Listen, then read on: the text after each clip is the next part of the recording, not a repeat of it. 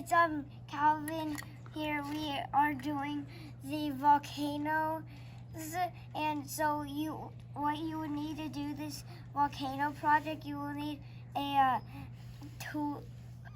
volcano gadget, and you could buy this on Amazon or anything online. And you would need, you could use colors if you want to, and you would need a bottle with this much water, and you would need an empty bottle. And let's get to it. So you put it on like this. So but first you put in the food coloring. So messy. One.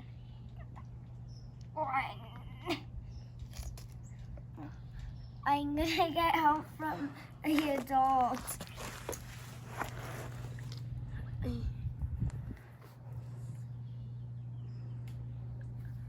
So guys, it's not coming out. We don't know why. All right, let's just do the red.